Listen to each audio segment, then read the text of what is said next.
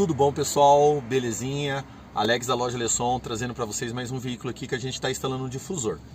Esse veículo aqui é uma Captiva, ela com um motor 4 cilindros, tá? Usa uma peça de difusor para ela. Como que é o sistema que eu faço? Fiz uma pré-desmontagem aqui, localizei o fio alimentação 12 volts direto, ó. É um fio vermelho com tarja branca, tá? 12 volts direto. Em cima aqui tem uma ancoragem que é um negativo, um próprio fio negativo, só que assim, lembrando, o bom é não desligar o negativo. Você vai acoplar uma outra porquinha, né? Juntamente no parafuso, ó.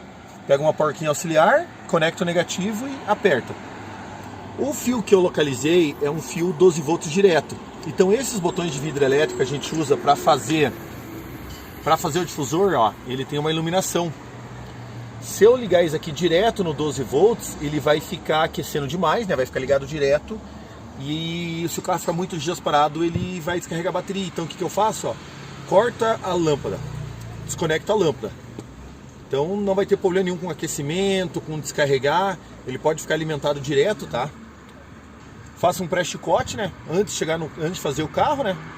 Chicotinho, negativo já pronto, porta fusível, bem bacaninha, tá?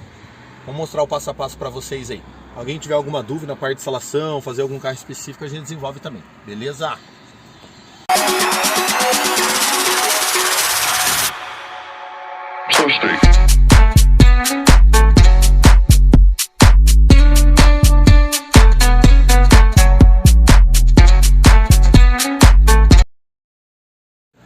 Beleza, galera? Finalizando aqui agora a Captiva, tá? Ficou prontinho, ó.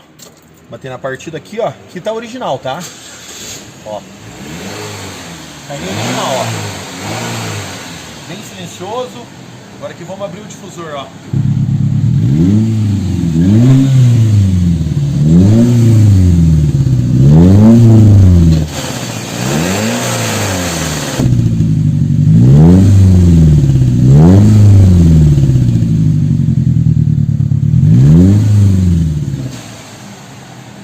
Belezinha?